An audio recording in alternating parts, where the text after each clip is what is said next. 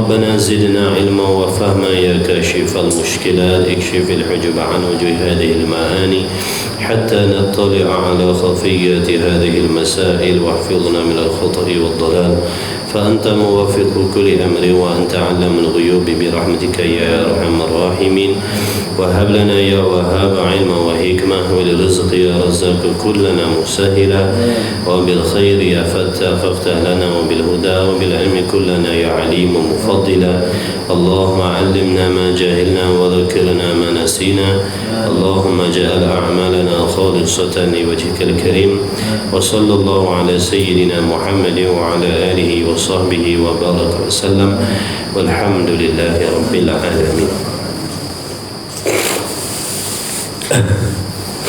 أما بعد والسلام عليكم ورحمة الله وبركاته. Sidang hadirin hadirat tetamu Allah, para muhibbin rahimakumullah, segala puji bagi Allah yang memberikan kepada kita peluang dan kesempatan dikumpulkan kita di dalam majlis ilmu pada saat ini. Diharapkan para muhibbin sekalian yang mengikuti senantiasa di dalam rahmat dan redha Allah Subhanahu wa taala. Jadi sama-sama kita memperbetulkan qasad dan niat kita insya-Allah di dalam majlis ilmu ini. Mudah-mudahan Allah Subhanahu wa taala merezekikan kepada kita segala kelebihan yang Allah janjikan kepada mana-mana hamba-Nya yang ikhlas dalam menuntut ilmu. Allahumma salli ala Sayyidina Muhammad. InsyaAllah untuk tidak melengahkan waktu, sambungan kitab kita yang pertama, kitab Tauhid Faridatul Faraid. Kitab Faridatul Faraid, muka surat berapa? 47, perenggan yang kedua. Kitab Faridatul Faraid, muka surat 47.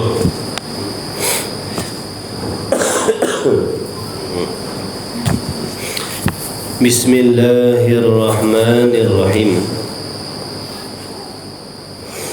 Qala al-muallif rahimahullahu ta'ala wa nafa'na wa iyyakum bi'ulumihi wa bi'ulumi masyayikhina fid daraini amin ya rabbal alamin. Dan kalimah yang kedua itu, betul situ? Dan kalimah, ini perkataan yang kedua itu, yaitu kalimah yang kedua daripada dua kalimah syahadah. Yang pertamanya asyhadu an la ilaha illallah, itu kalimah yang pertama. Dan kalimah yang kedua yaitu kalimah yang kedua Muhammadur Rasulullah. Memberi faedah akan iqrar, sumpah. Jadi dua kalimah syahadah itu adalah lafaz sumpah kita, lafaz iqrar kita, lafaz sumpah kita. Kita bersumpah bahawa sesungguhnya Allah Subhanahu wa taala itu adalah Tuhan, tidak ada yang lain. Dan kita juga bersumpah bahawa Muhammad sallallahu alaihi wa alihi wasallam itu merupakan utusan daripada Allah. Itu maksud iqrar. Kami berikrar. Apa maksud kami berikrar? Kami bersumpah, kami berjanji. Jadi ucapan dua kalimah syahadah itu Di antara faedah dua kalimah syahadah itu adalah membuktikan bahawa seseorang yang menuturkan kalimah tersebut mereka adalah orang Islam. Pada zahirnya, mana-mana mereka yang berikrar la ilaha illallah Muhammadur Rasulullah, maka menjadi saksi bahawa mereka adalah orang Islam pada zahir, di atas dunia. Di atas dunia, siapa yang mengucap la ilaha illallah Muhammadur Rasulullah dikira Islam, dikira Muslim, apa bangsa sekalipun. Jadi kalimah yang kedua, iaitu Muhammadur Rasulullah, itu memberi faedah iqrar, yakni janji ataupun sumpah dengan risalah Sayyidina Muhammad sallallahu alaihi wasallam. Apa arti risalah? Kerasulan. Risalah makna pangkat kerasulan. Kita berikrar, kita bersumpah, kita mengaku bahawasanya Muhammad sallallahu alaihi wasallam itu adalah utusan daripada Allah Subhanahu wa taala.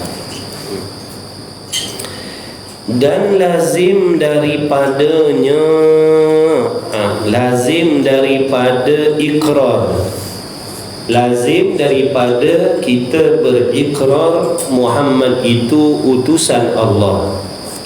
Lazim makna tak dapat tidak, pasti, mesti. Jadi mana-mana mereka yang membenarkan dengan lidahnya Muhammad Rasulullah, lazim daripada membenarkan tadi, lazim daripada dia mengucapkan Muhammad Rasulullah, membenarkan dia pada tiap-tiap barang yang mendatang ia Rasul sallallahu alaihi wasallam dengan dia. Maksudnya barang siapa yang mengaku dengan lidahnya Muhammad sallallahu alaihi wasallam itu adalah utusan daripada Allah, memberi maksud dia ataupun seseorang itu adalah orang yang membenarkan, menyungguhkan, mengiyakan apa sahaja perkara yang dibawa oleh Nabi sallallahu alaihi wasallam. Jadi siapa yang mengucap Muhammadur Rasulullah bererti dia adalah orang yang menerima, orang yang mempersetujui sepenuh-penuh hatinya apa sahaja perkara yang disampaikan oleh Nabi sallallahu alaihi wasallam. Sama ada perkara yang bersangkut paut dengan hukum hakam ibadah, ataupun perkara yang bersangkut paut dengan akhirat, ataupun perkara yang tidak sampai difikirkan oleh akal kita, maka orang-orang yang mengucap Muhammad Rasulullah itu adalah orang yang membenarkan. Dia membenarkan, mesti membenarkan. Dia tidak akan membangkang, dia tidak akan mempertikaikan, dia tidak akan mempersoalkan apa sahaja yang dibawa, yang disampaikan oleh Nabi sallallahu alaihi wasallam. Dengan sebab itu, mana-mana mereka yang mengucap Muhammadur Rasulullah perlulah mengetahui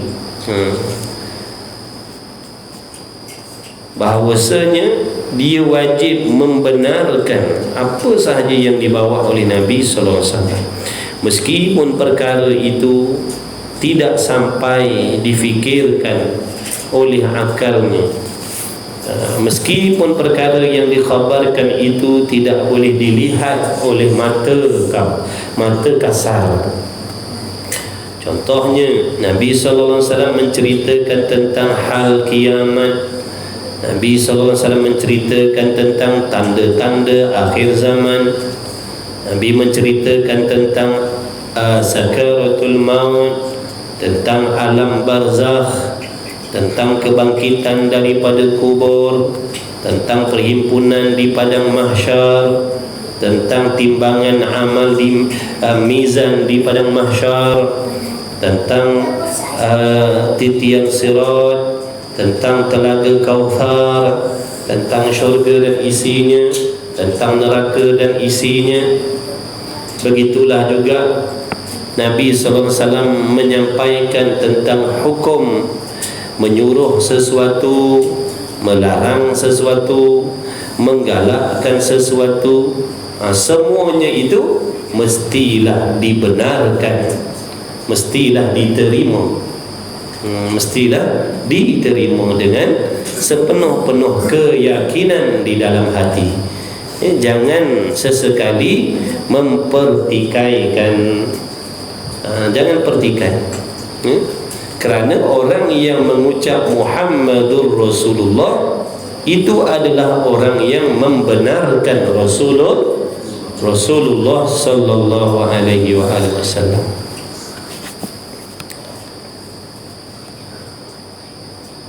Oleh yang demikian, seandainya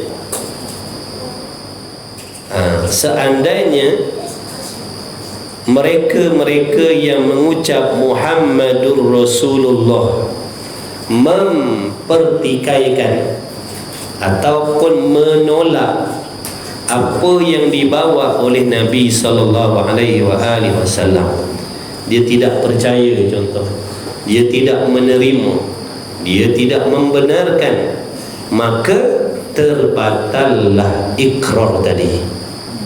Terbatallah ikrar tadi itu terbatal. Contohnya, dia tidak mempercayai perihal kiamat yang dikhabarkan oleh Nabi sallallahu alaihi wasallam. Dia tidak mempercayai tentang alam barzakh yang dikhabarkan oleh Nabi sallallahu alaihi wasallam. Dia tidak menerima hukum Allah yang disampaikan oleh Nabi sallallahu alaihi wasallam. Hukum hakam Allah contohnya, dipertikaikan hukum Allah, sedangkan hukum Allah itu dikhabarkan oleh Nabi sallallahu alaihi wasallam. Tiba-tiba dia mempertikaikan, dia tak terima, maka terbatallah ikrarnya itu. Bila terbatal ikrarnya, terbatallah imannya, wal iyadzu billah min dzalik. Menjadi kufurlah dia. Menjadi kufurlah seseorang yang ingkar, yang menolak, yang mempertikaikan apa yang dibawa, apa yang dikhabarkan oleh Nabi sallallahu alaihi wasallam. Dia mempertikaikan, dia tak terima, dia tak percaya, dia tak setuju. Dia tak setuju. Jadi terbatallah syahadah dia tu.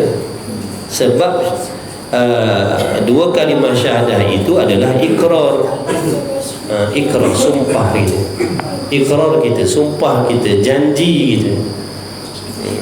Jadi jangan sekali-kali mempertikaikan, menolak, menafikan, meragui apa yang dikhabarkan oleh Nabi sallallahu alaihi wasallam. Jangan. Kerana akibat daripada mempertikaikan atau menolak, membatalkan ikrar mereka. Terbatallah. Bila terbatal jadi apa? Bila terbatal jadi kufur lah. Kufur lah. Na'udzubillah. Dan masuk di bawahnya, di bawah kata Muhammadur Rasulullah, yakni maksud yang tersirat di bawah perkataan Muhammadur Rasulullah, wajib benar sekalian Rasul. Jadi di antara maksud yang tersirat di sebalik Muhammadur Rasulullah, maksud yang tersirat, yang tersembunyi di sebalik Muhammad adalah utusan Allah, ialah mana? Menunjukkan bahawasanya benar sekalian Rasul. Sekalian Rasul itu wajib bersifat benar. Bila kita mengucap Muhammadur Rasulullah, menunjukkan kita mempercayai bahawasanya sekalian Rasul yang diutuskan oleh Allah itu bersifat benar. Benar perkataannya, benar tindak tanduk dan tingkah lakunya, tidak ada bohong, tidak ada dusta sama sekali. Tapi tersirat di sebalik Muhammadur Rasulullah. Muhammad itu utusan Allah, itu terjemahan perkataan Muhammadur Rasulullah. Muhammadur Rasulullah itu di dalam bahasa Arab. Bila diterjemahkan kepada bahasa Melayu, Muhammad itu adalah utusan daripada Allah. Itu terjemah maksud dia. Maksud. Apa maksud? Maksud Muhammad itu utusan Allah bermaksud apa? Tadi, benar segala perkara yang dibawa oleh Rasul. Setiap Rasul mesti wajib bersifat benar, tidak bersifat dusta sama sekali. Itu maksud yang tersirat di sebalik Muhammad Rasulullah. Dan selain daripada itu,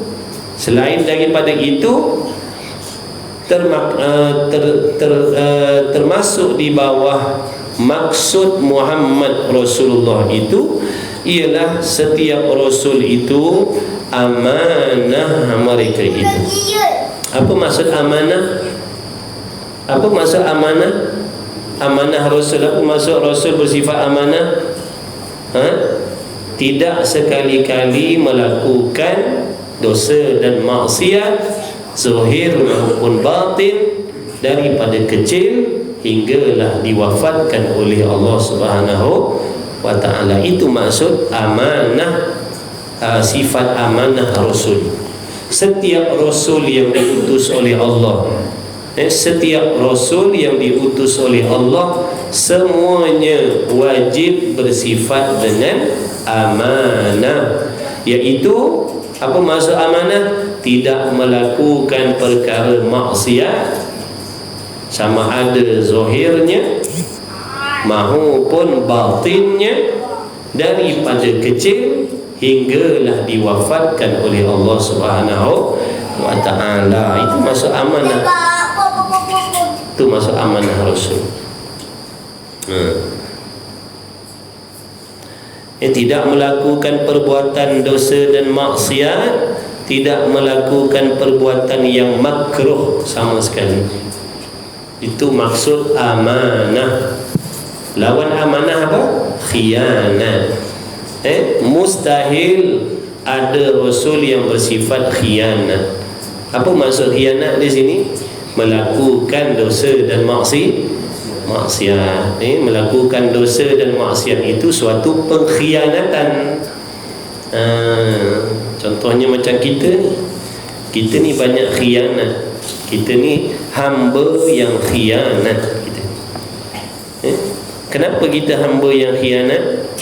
Kerana kita banyak menyalahgunakan nikmat Allah.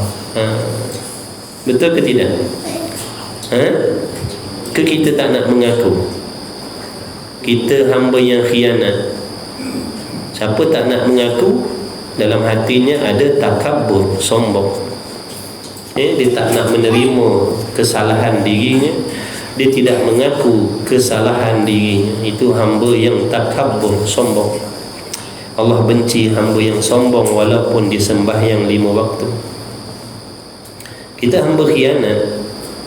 Allah bagi sihat, kita gunakan sihat untuk buat maksiat. Betul? Kenapa Allah bagi sihat? Supaya beribadat. Kenapa Allah bagi sihat? Supaya mudah untuk mentaati perintah Allah. Kemudian kita gunakan nikmat sihat untuk melawan perintah Allah. Itu nama khianat. Khianat dengan nikmat sihat yang Allah bagi. Allah bagi mata supaya melihat benda halal, kita gunakan mata melihat benda haram. Khianat lagi. Allah bagi kita sifat telinga beserta dengan sifat pendengar supaya kita boleh mendengar perkataan yang bermanfaat. Tiba-tiba kita menggunakan nikmat pendengaran kita menadah dengar perkataan yang haram. Kita dengar umpatan, kita dengar tuhmahan, kita dengar mengadu domba. Jadi khianat. Allah bagi lidah supaya bercakap yang halal, kita gunakan lidah bercakap yang haram. Khianat lagi. Jadi kita hamba yang tidak amanah dengan Allah. Kita tidak amanah dengan Allah. Kita kena mengaku lah. Kecuali orang sombong, dia tak nak mengaku. Dia tak nak mengaku. Kenapa seseorang hamba tidak boleh mengaku kelemahan diri dia? Apa sebab dia? Apa sebab, apa punca seseorang hamba tak boleh mengaku kesalahan? Kerana keras hati. Keras hati. Orang yang keras hati, tanda-tanda seseorang itu keras hati, dia tidak menerima kesalahan diri. Walaupun dia faham, kadang-kadang memang ada guna mata tengok benda haram, kadang-kadang lidah aku ni ada cakap benda haram, tapi dia tak nak mengaku. Aku tak khianat. Dia tak nak mengaku juga. Itu nama keras hati. Keras hati sebab banyak dosa. Kita tak nak bertaubat, sebab tu hati kita tu keras. Tak nak bertaubat, hati kita penuh dosa. Kita nak hati yang lembut, hati lembut, bukan hati keras.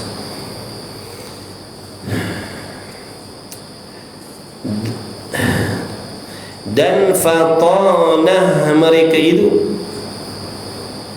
dan fatanah yakni cerdik mereka itu.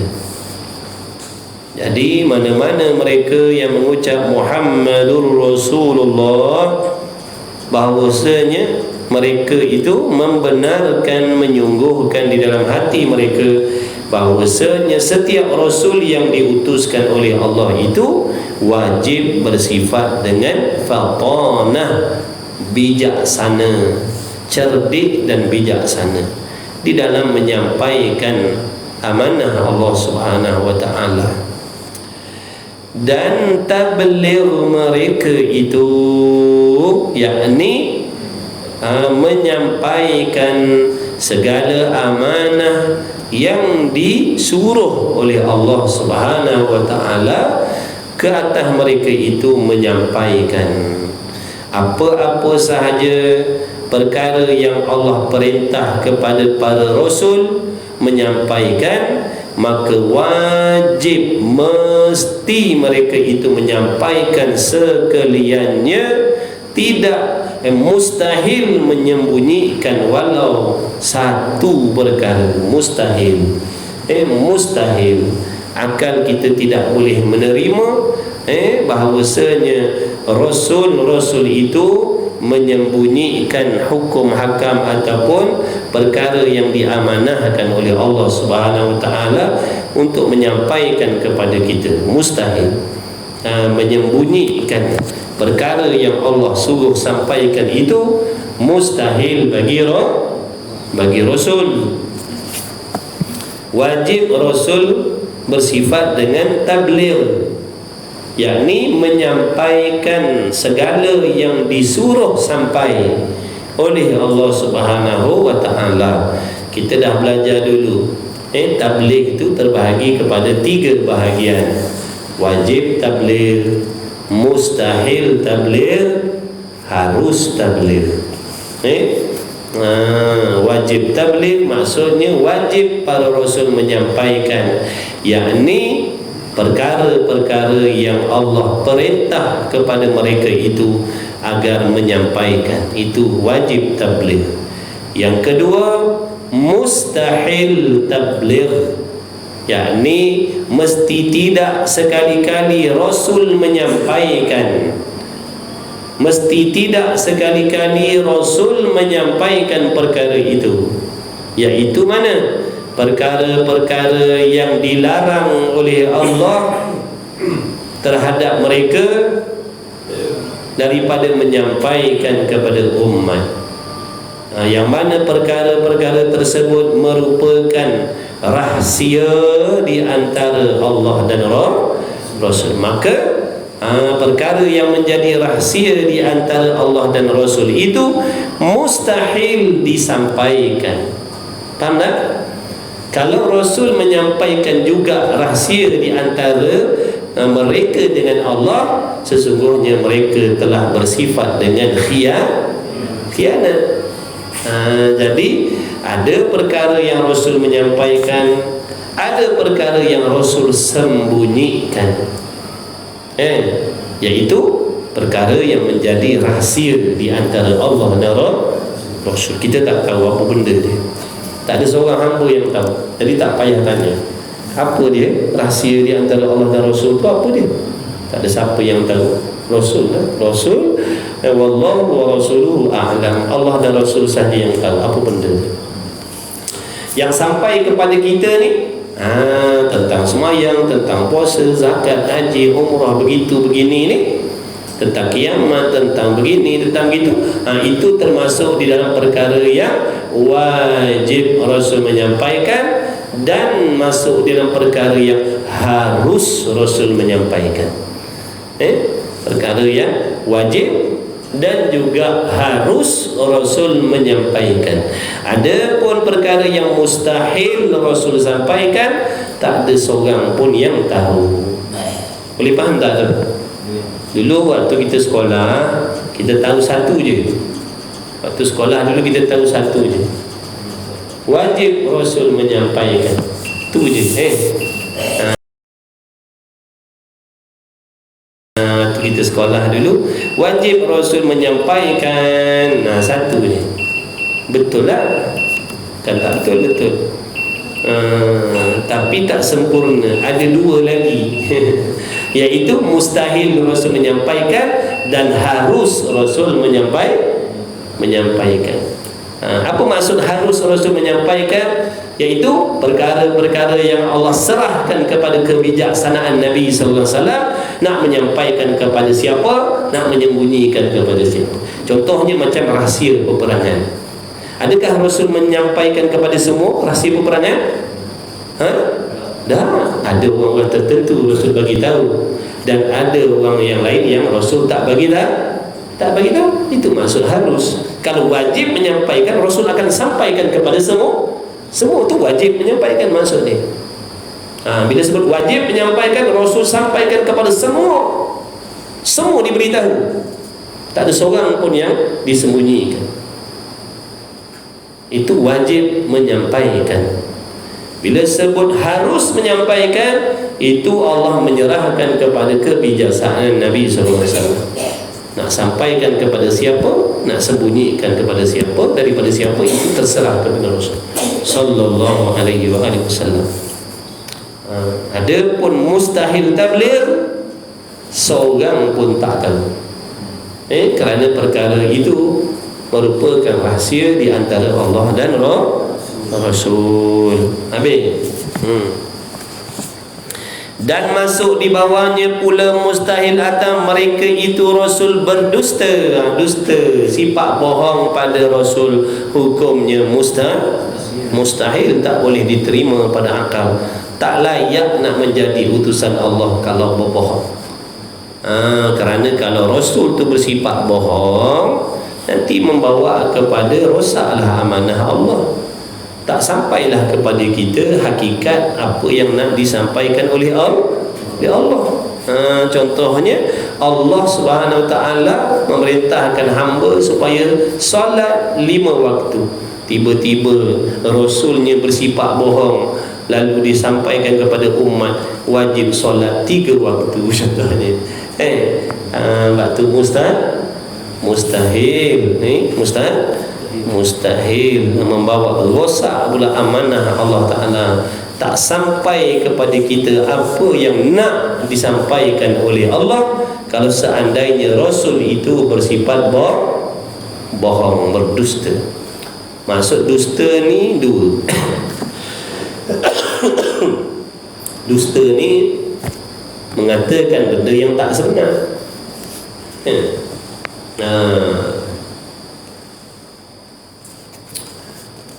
Menyampaikan benda yang tak sebenar. Allah suruh sampai benda lain, Rasul sampaikan benda lain.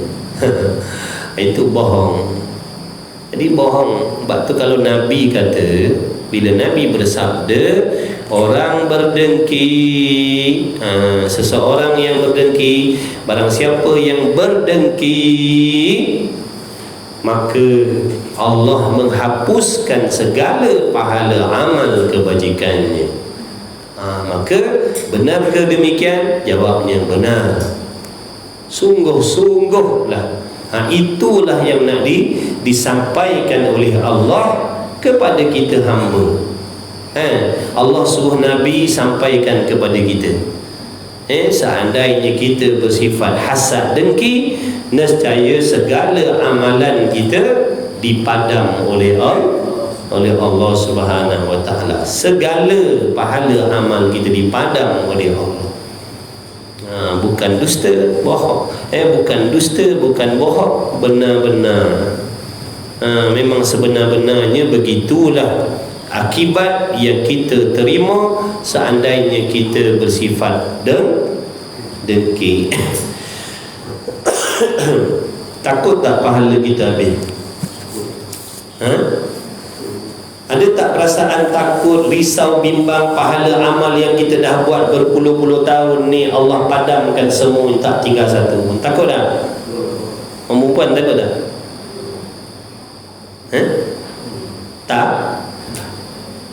Tak berapa? Takut. Takut. Baguslah takut. Dah kalau takut nak buat apa? Jangan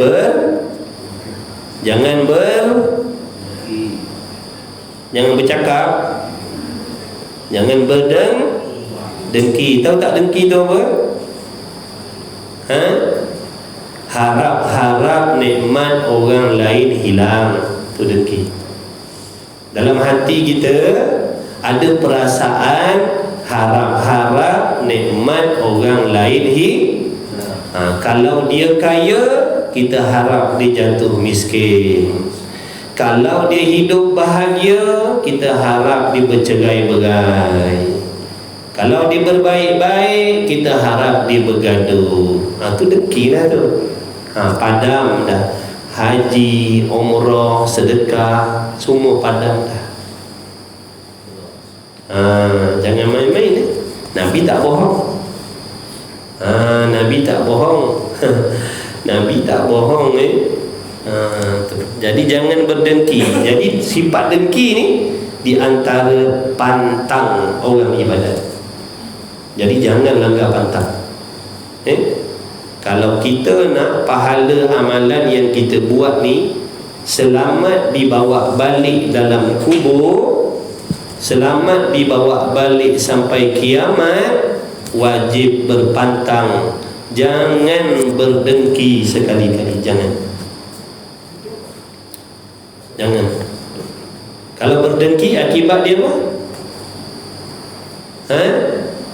Perempuan apa? Hilang betul-betul ke hilang olok-olok?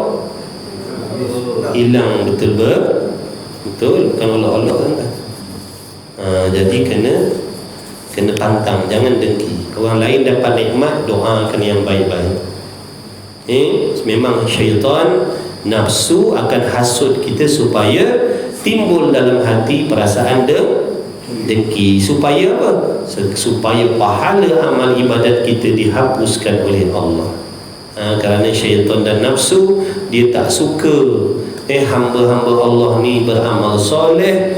Dia tak suka orang-orang hamba-hamba Allah ni membawa pahala amal kebaikan yang banyak balik akhirat besok. Sebab itu dia hasut kita yang dah beramal ni supaya berhasad dan dengki. Jadi jangan berdengki.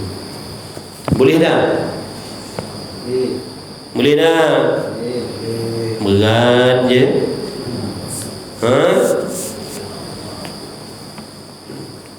Macam tak nak masuk syurga je, macam nak balik papa ke dana je. Nak balik kiamat papa ke dana ke kita? Kalau nak balik kiamat papa ke dana, mulai saat ini tak payah beribadat, tak payah, penat je. Nak buat apa ibadat? Apa tujuan kita ibadat? Supaya Allah terima, supaya nanti kita senang hari kiamat, supaya banyak dapat pahala bawa balik sana. Tapi kita tak nak Allah, kita tak nak pahala, tak nak bawa balik pahala banyak-banyak. Buat apa nak beribadat? Buang masa. Nampak tak tu? Jadi kena pantang-pantang, jangan berdengki. Jangan berdengki. Apa tanda-tanda dengki? Tahu tak tanda-tanda dengki tu? Di dengki ni ada tanda dia. Di setiap penyakit ada tanda. Kalau penyakit zohir pun ada tanda-tanda dia. Kencing manis ada tanda-tanda. Gout ada tanda-tanda. Kalau dengki apa tanda-tanda dia? Tahu tak? Tak tahu?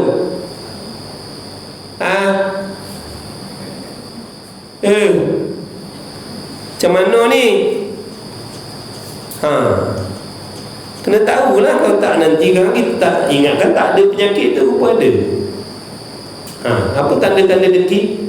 Suka, seronok dengan saudara kita ditimpa musibah. Bila saudara kita ditimpa musibah, kita seronok. Tu dengki dah ada tu maksudnya. Jaga baik-baik. Jaga baik-baik. Penat nanti beribadat. Balik akhirat kosong bakul.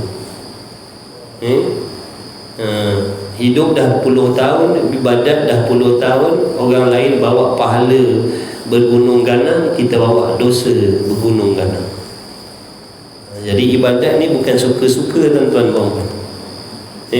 Ibadat ni bukan suka, dia ada pantang larang.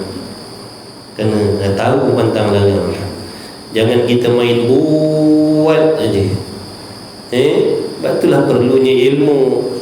Bila kita belajar baru kita tahu, begini cara beribadat. Cara beribadat yang sebenar-benar. Kalau beribadat yang tidak sebenar, itu senang, campur aduk kan. Beribadat yang tidak sebenar tu senang, campur aduk kan. Waktu solat kita solat, waktu berdengki kita berdengki, waktu puasa kita puasa, masuk waktu mengumpat kita mengumpat pula. Tu senang buat ibadat aja tu senang. Sebab itu ibadat yang tidak sebenar tu senang. Ibadat yang sebenar tu susah. Nak kena lawan nafsu kita, nak kena lawan syaitan yang membisik-bisikkan dalam hati kita supaya membuat benda-benda yang meruntuhkan ibadat kita sendiri. Syaitan hasut kita supaya berdengki, supaya runtuh segala pahala amal yang kita dah buat penat-penat dah.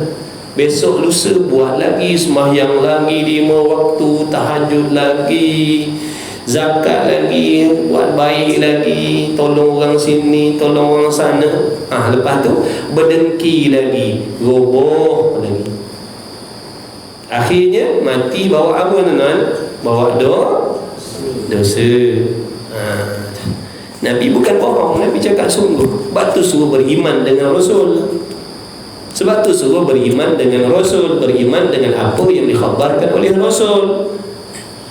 Daripada keimanan kita tu, bila kita percaya sungguh-sungguh, pahala aku akan habis kalau aku berdengki, di situlah nanti kita akan menjauhkan diri berdengki. Aku tak nak berdengki. Aku tak nak, sebab aku yakin apa yang Rasul khabarkan. Itulah faedah seorang beriman tadi tu. Faedah daripada beriman. Kenapa awak tak nak berdengki? Sebab saya yakin pahala amal ibadat yang saya buat daripada balik sampailah ke hari ini, Allah akan hapuskan semuanya. Kalau ada penyakit hasad, dengki dalam hati saya, sebab tu saya tak nak berdengki. Contohlah kalau orang tanya, maksud kenapa awak tak nak berdengki? Berdengki ya. Tak mau. Sebab apa tak mau? Nabi dah pesan, Nabi tak bohong, Nabi tak dusta. Nabi kata, siapa berdengki, Allah padamkan sekalian pahala amal. Bukan sebahagian, bukan sebahagian, tuan, sekalian. Penat tak semayang? Penat, semayang 10 tahun. Haji pun dah buat, umrah pun dah buat, wakaf pun dah buat, zakat pun dah keluar, puasa tiap tahun dan macam-macam lagi. Semua padam. Penat tak? Penat. Rugi tak? Rugi. Jadi jangan berdengki. Jangan berdengki itu. Di antaralah ada lagi pantang lain selain daripada berdengki. Apa pantang orang ibadat? Mengumpat. Jangan mengumpat.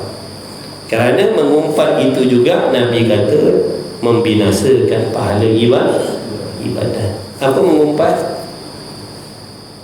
Mengumpat tu apa?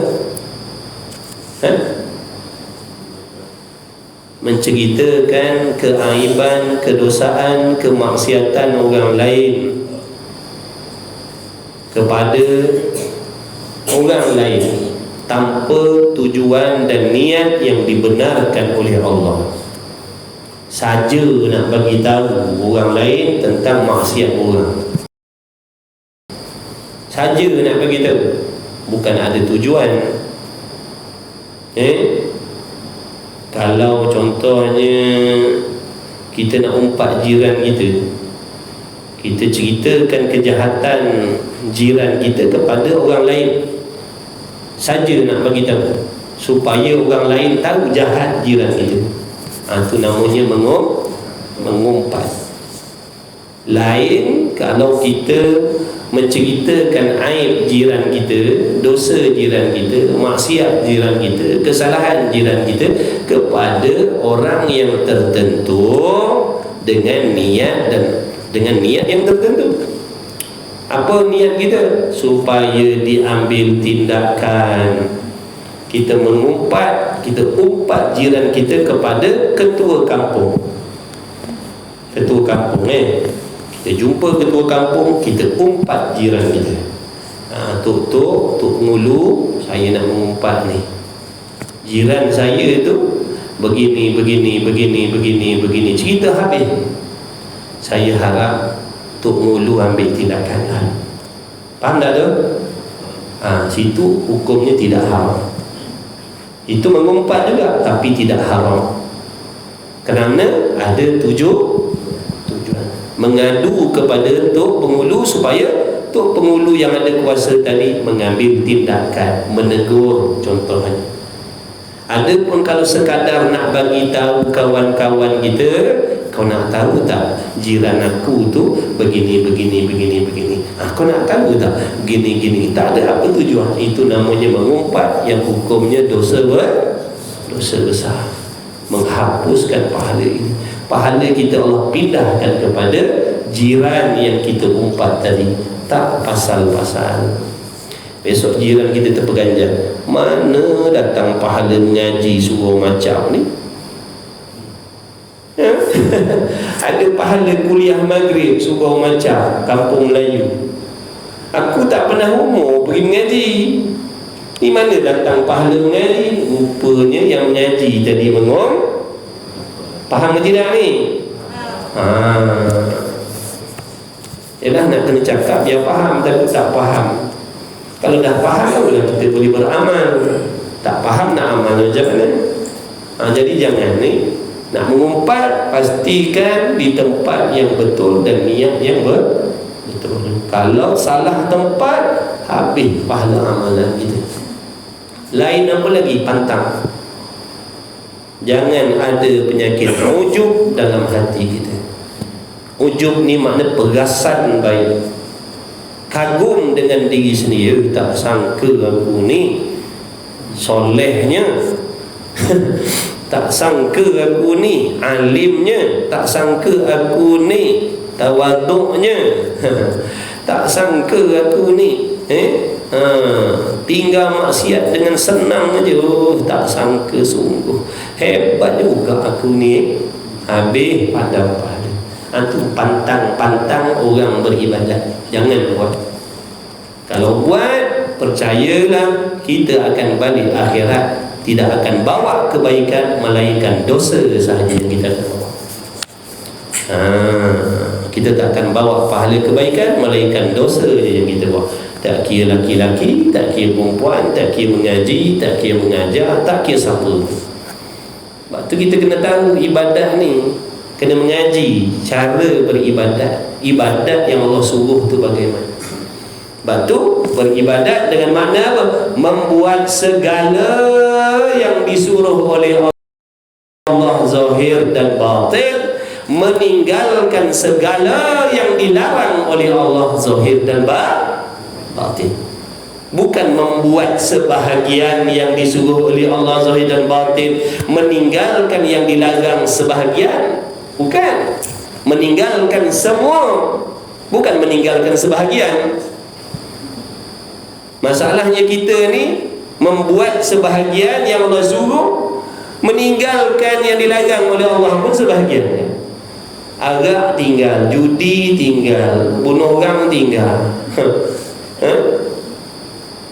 berzina tinggal. Tapi berdendam buat, berdengki buat, bersangka jahat buat. Itu maksud meninggalkan sebahagian. Dia kena tinggal semua, bukan tinggal sebahagian. Usaha, jangan kata tak boleh. InsyaAllah boleh. Yakin Allah Ta'ala maha memberi pertolongan kepada hamba yang bersungguh-sungguh. Bersungguh-sungguh. Kita Allah Ta'ala tak ambil nyawa lagi ni, maknanya Allah bagi lagi kita peluang supaya perbaiki diri kita masing-masing, bersungguh-sungguh. Untung kita tuan-tuan Allah pilih jadi orang belajar, boleh tahu. Orang tak belajar, dia tak tahu benda ni tuan-tuan. Orang tak nak mengaji, orang tak nak belajar, dia tak tahu cerita ni. Dia tak tahu cerita ni. Siapa nak bagi tahu dia? Siapa nak bagi tahu dia cerita tadi tu? Tak tahu. Kalau kita duduk main bola, ada tak kawan-kawan kita cerita pasal ni? Kalau main bola lah, petang-petang kita main bola, ada tak kawan-kawan kita cerita pasal ni? Tak ada. Kita lepak borak-borak bawah pokok rambutan, ada cerita pasal ni? Tak ada. Pagi-pagi tunggu sebelum van ikan datang,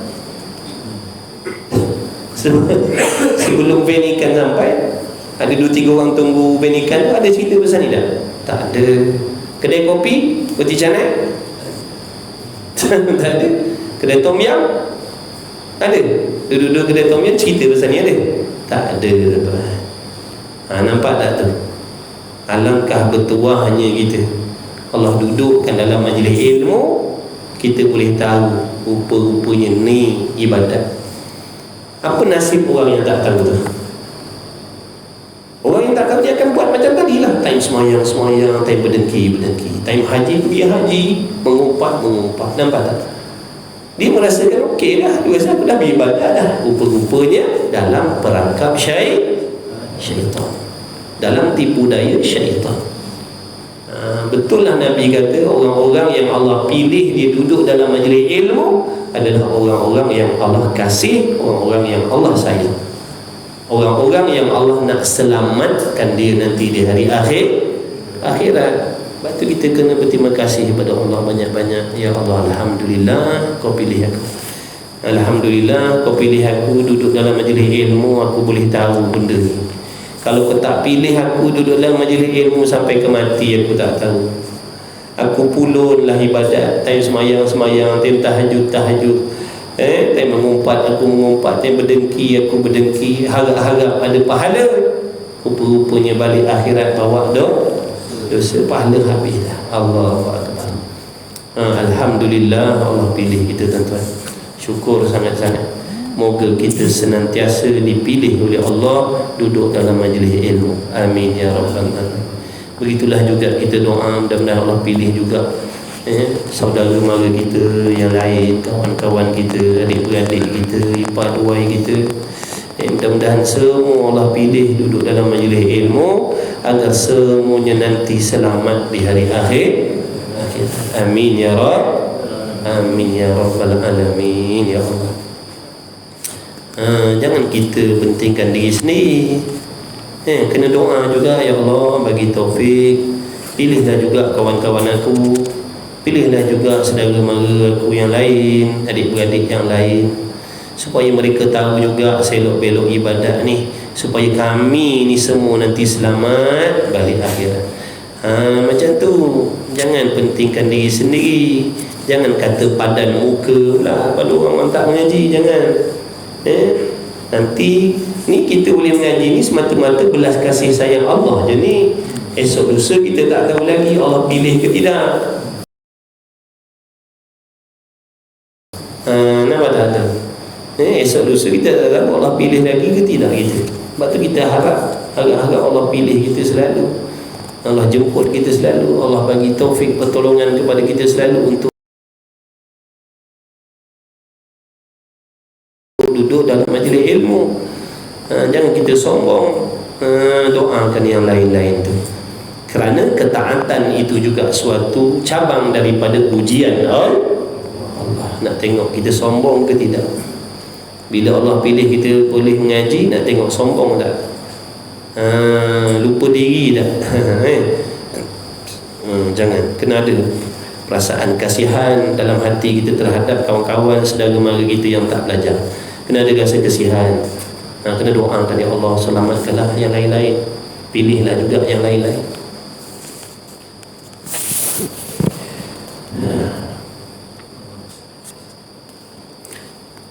Dan masuk di bawahnya pula mustahil atau mereka itu dusta. Jadi Nabi tak dusta, Nabi tak bohong. Apa yang Nabi khabar itulah yang akan berlaku dan terjadi.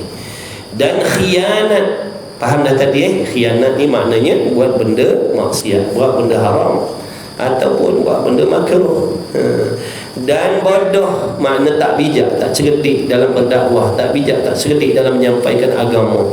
Itu mustahil bagi Rasul. Dan kitman maksudnya menyembunyikan amanah Allah Ta'ala yang Allah suruh sampai. Nabi putar belitkan, Nabi sorokkan, hukumnya mustahil akal tak diterima Rasul begitu. Dan masuk di bawahnya pula, masuk di bawah maksud Muhammadur Rasulullah. Di antara maksud lain, harus segala sifat manusia yang tiada membawa kepada kekurangan pada hak mereka itu. Masuk di bawah maksud Muhammadur Rasulullah, iaitu apa? Harus bagi setiap Rasul itu berkelakuan, berperangai seperti perangai manusia, tetapi perangai manusia yang indah-indah, yang baik-baik, yang mulia-mulia, yang penuh sopan santun, akhlak budi pekerti yang tinggi sahaja. Ada pun perangai manusia yang jahat, yang tak senonoh, yang tak semonggah, tak ada sekali-kali pada Rasul. Kerana mereka itu, kerana bahawasanya pada hak mereka itu, kerana bahawasanya penghulu kita Nabi Muhammad SAW mendatang ia dengan wajib membenarkan demikian itu sekaliannya. Maka ini 9 aqaid, ada 9 simpulan akidah yang duduk di bawah Muhammadur Rasulullah. Bila kita ucap Muhammadur Rasulullah, di bawah dia ada 9 simpulan iman yang wajib kita yakin dan percaya dan jaga baik-baik 9 ni. Yang wajib tadi 4. Wajib Rasul bersifat dengan siddiq, amanah, tabligh, fatana. Mustahil Rasul bersifat dengan lawan yang empat tadi tu. Bohong, mustahil. Khianat, mustahil bagi Rasul. Menyembunyikan hukum Allah, mustahil. Tidak bijak, mustahil. Dan satu lagi, harus Rasul itu bersifat seperti sifat manusia yang terpuji sahaja. Jadi ada 9 benda ni kena jaga baik-baik, kerana ini di antara maksud yang tersirat di bawah ikrar kita Muhammadur Rasulullah. Oleh yang demikian, barang siapa yang menolak salah satu daripada 9 ni, dia tak percaya salah satu daripada 9 ni, sebagai contoh, dia tidak percaya yang Rasul itu benar, maka terbatallah ikrarnya Muhammadur Rasulullah. Contohnya, dia meragui kebenaran Rasul, dia meragui amanahnya Rasul. Dia kata takkanlah Rasul tu sekali pun tak ada buat dosa maksiat, dia ragu contohnya, maka terbatallah ikrarnya Muhammadur Rasulullah tu, jadi terbatal. Walaupun dia tak percaya satu daripada 9 tadi. Kena jaga betul-betul. I'tiqad sungguh-sungguh dalam hati. Habis.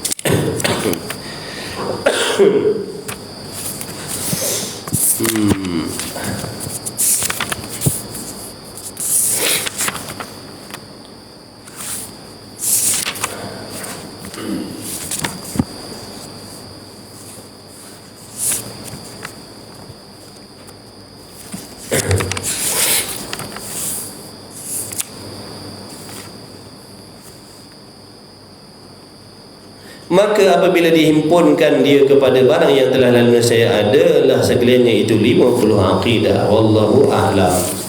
Satu kita lagi. Tanda dah muka surat 47. Muka surat 47.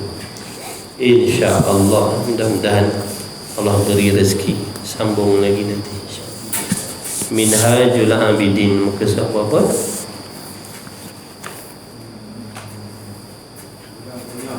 96.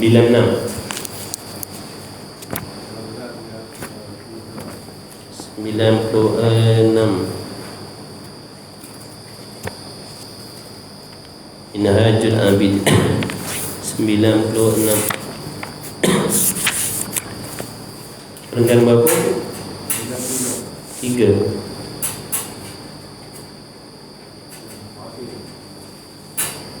قال المؤلف رحمه الله تعالى ونفعنا وإياكم بعلومه وبعلوم مشايخنا في الدارين آمين يا رب العالمين.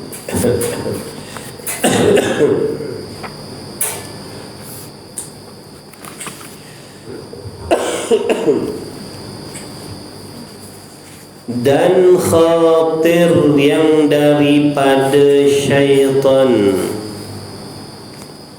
Apa maksud khatir? Lintasan hati. Lintasan hati.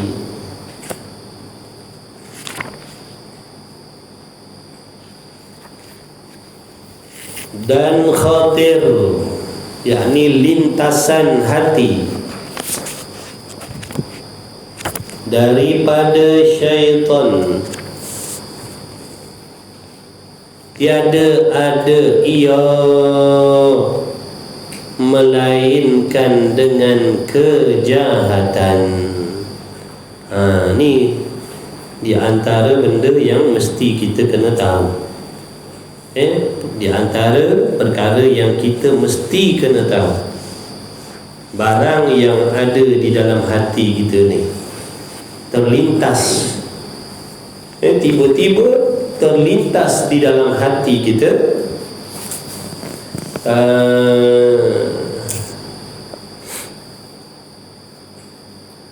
bisikan ataupun keinginan untuk membuat sesuatu yang melanggar syariat. Kejahatan, benda jahat ni mana benda langgar syariat.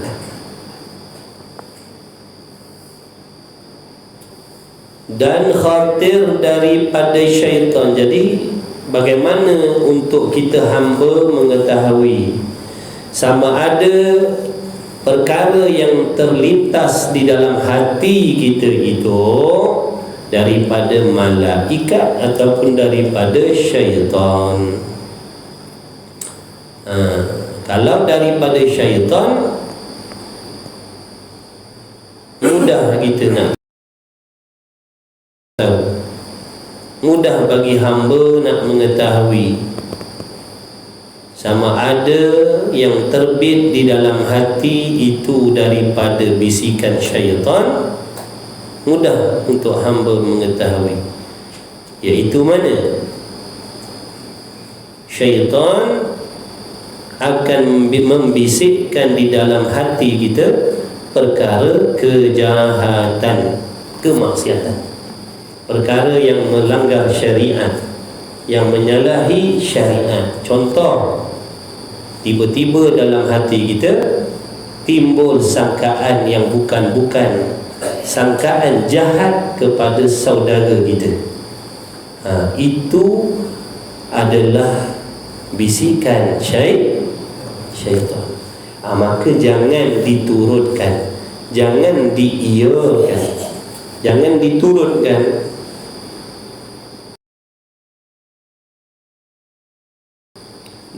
Dia membisikkan supaya kita bersangka yang negatif, bersangka yang jahat. Kerana bersangka jahat itu adalah perkara yang dilarang oleh Allah. Bersangka jahat itu perkara yang dilarang oleh Allah.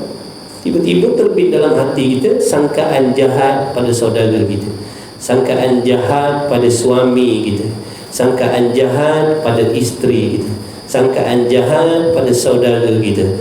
Itu adalah bisikan syaitan. Maka kita yang waras, kita yang berakal, yang mengetahui bahawasanya itu adalah bisikan syaitan yang nak menyesatkan kita, yang nak merosakkan kita, yang nak memporak-perandakan kita, yang nak menjarakkan silaturahim, yang nak menimbulkan pergaduhan. Maka jangan diturutkan, jangan diturutkan. Dah tahu kan bisikan syaitan kan? Bila timbul dalam hati bisikan-bisikan supaya kita bersangka jahat, itu adalah bisikan syaitan. Maka apa yang perlu kita buat? Turutkan atau lawan? Lawan. Macam mana lawan? Gantikan dengan sangkaan yang baik. Itu cara lawan ni. Gantikan dengan sangkaan yang baik. Macam tu. Kalau kita turutkan, tu kadang-kadang boleh jadi bergaduh, jadi bertengkar, jadi masam muka. Padahal sebab daripada apa tadi? Sangkaan yang bukan-bukan dalam hati. Sebab tu Allah suruh kita ni banyak berfikiran yang positif. Kita ni kena fikir yang baik. Bila kita fikir yang baik, kita akan dapat kebaikan. Contoh gini, kita pergi satu tempat, kita masuk dalam hutan, kita sangka bukan-bukan. Bagaimana keadaan kita? Keluh kesah lah. Keluh kesah kita kan? Keluh kesah kita. Padahal itu tadi, keluh kesah kita tak senang, tak tenteram tadi akibat daripada apa? Sangkaan yang sangkaan yang bukan-bukan. Tapi kalau kita sangka yang baik-baik, kita akan tenang, kita akan tenang. Takkan ada timbul kebimbangan, kerisauan dan sebagainya, sebab kita fikir yang baik-baik. Sebab tu ni penting. Kita ni, masalah kita ni kadang-kadang jadi kucar kacir hidup kita ni kerana akal kita ataupun hati kita ni penuh dengan sangkaan yang jahat-jahat. Itu yang kita jadi stres ini, stres sana, jadi macam-macam. Itu rahsia bagaimana nak memiliki jiwa yang tenang. Macam mana rahsia dia? Banyak bersangka baik. Kita sangka yang tak baik, sangka tak baik. Kawan kita satu hari tak tanya khabar kita sangka yang bukan-bukan pada dia. Kita kata dia dah tak nak kawan dengan kita, dia dah lupakan kita, dia dah ada kawan lain. Dengan sendiri nanti emosi kita terjejas tak dengan dia? Terjejas tak? Terjejas lah, sebab kita dah sangka yang bukan-bukan. Rupa-rupanya kawan kita tu sakit rupanya. Sebab itulah dia tak tanya khabar kita hari ni. Rupanya dia sakit. Nampak tak tu? Berjaya tak syaitan tadi? Berjaya tak syaitan tadi mengkeruhkan suasana tadi tu? Berjaya lah dia. Sebab tu dia suka menimbulkan sangkaan yang bukan-bukan. Sebab setan, yang nama setan nafsu, dia takkan senang, takkan tenang dengan kebaikan apa sahaja.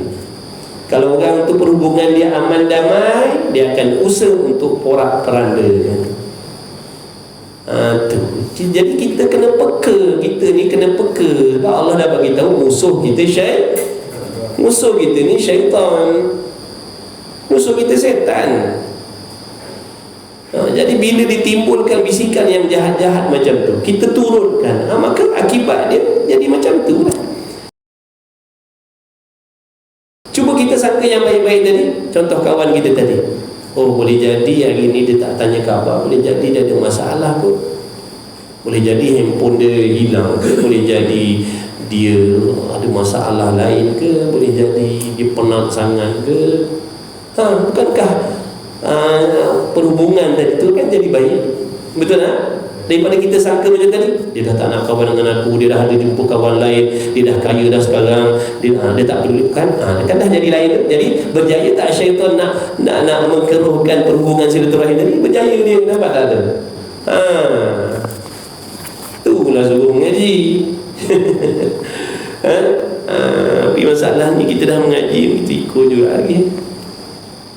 Tak tahu dah, kita ikut je.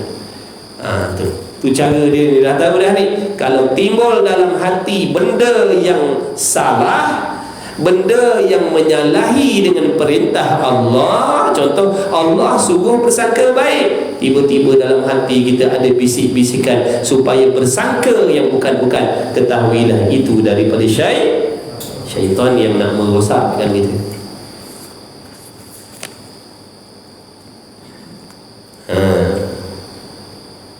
Sebab dalam hati kita ni ada syaitan dan ada malaikat. Ada malaikat. Malaikat tidak membisikkan kecuali yang baik-baik. Ada pun syaitan, dia takkan membisikkan yang baik.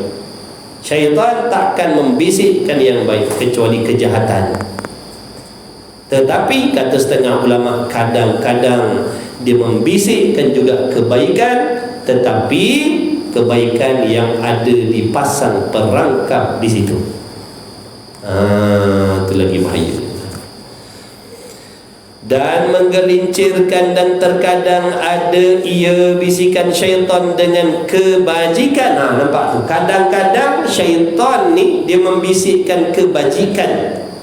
Kadang-kadang zalimnya kejahatan. Kadang-kadang dia bisik kebaikan, tapi tujuan apa? Menipu daya.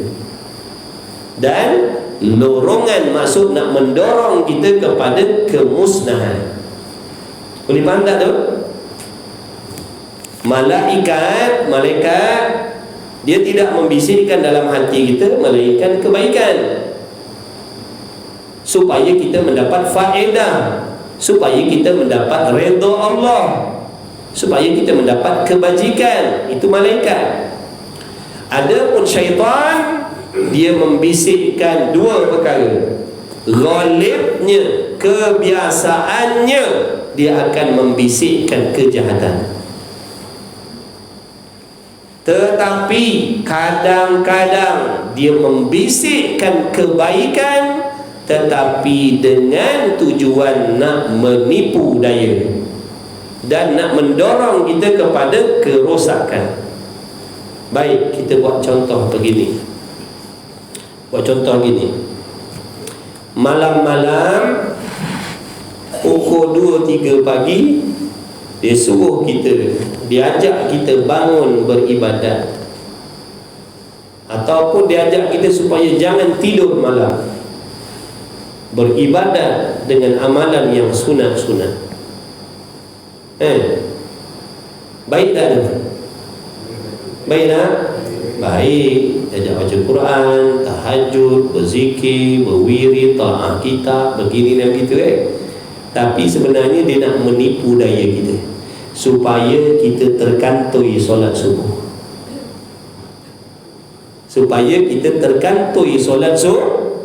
Solat subuh. Yang mana solat subuh tu lebih afdal, lebih wajib daripada amalan sunat yang kita buat di tengah malam.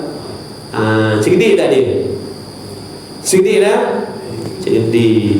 Dia cerdik. Dah memang dia bidang dia tu dah. Memang bidang dia menipu bidang. Tu hati-hatilah dengan perangkap dia. Hati-hati dengan perangkap dia.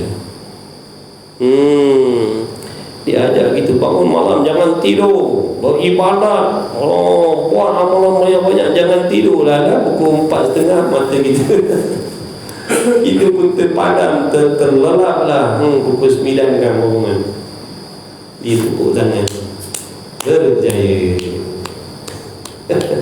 Berjaya tu menipu, padan muka.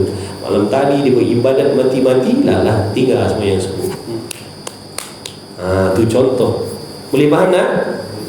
Tu contoh dia Jadi sebab tu kita Nabi pesan supaya kita ni banyak-banyak minta pertolongan daripada Allah, supaya melindungi dan menyelamatkan kita daripada tipu daya syaitan.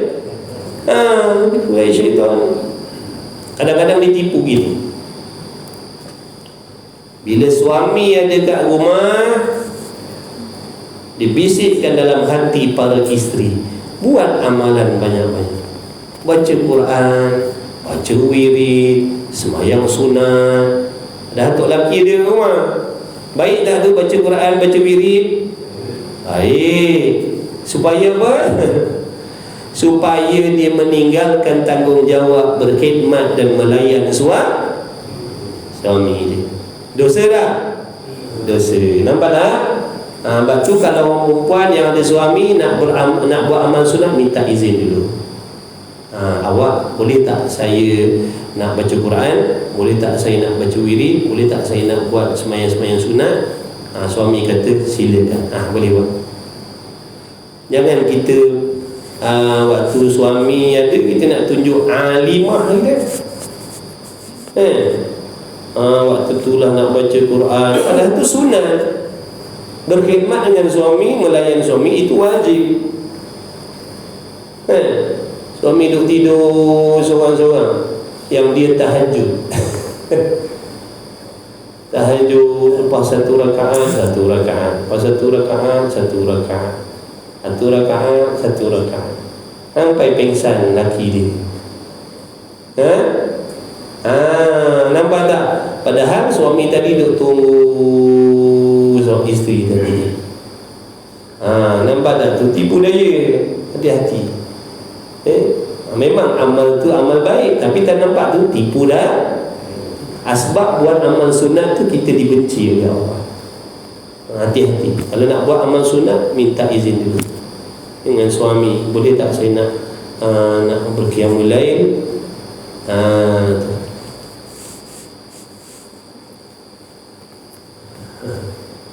Dia bijak. Kalau kita tak mengaji, kita tak tahu. Itulah suruh mengaji, baru kita selamat. Habislah. Wallahu a'lam. Jadilah sikit-sikit. InsyaAllah muka surat 96 sama. Moga diberi taufik oleh Allah pada kita semua. Moga sekalian yang hadir diampuni oleh Allah Subhanahu wa taala, dipanjangkan umur, dimurahkan rezeki, diberi kesihatan, keafiatan yang baik untuk terus beribadah.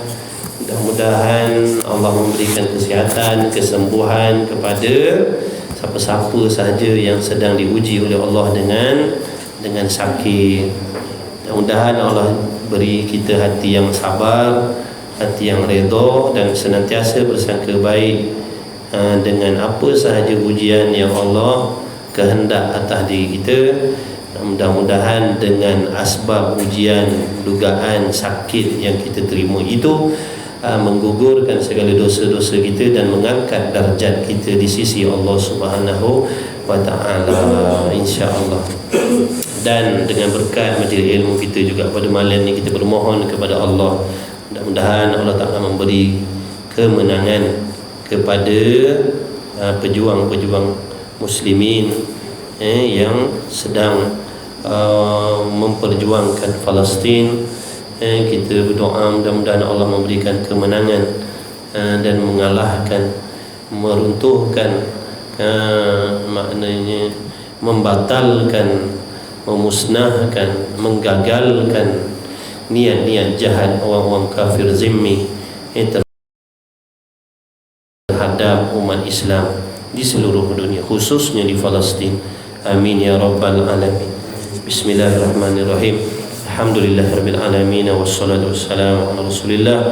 Allahumma rabbana fa'na bima 'allamtana, rabbana 'allimna alladhi yanfa'una, rabbana faqih ahlana wa qarabati lana fi dinina ma ahli al-qutri wa dhakar, wa sallallahu ala sayyidina Muhammad walhamdulillahirabbil alamin. Taqabbalallahu minni wa minkum, minna wa minkum, taqabbal ya karim.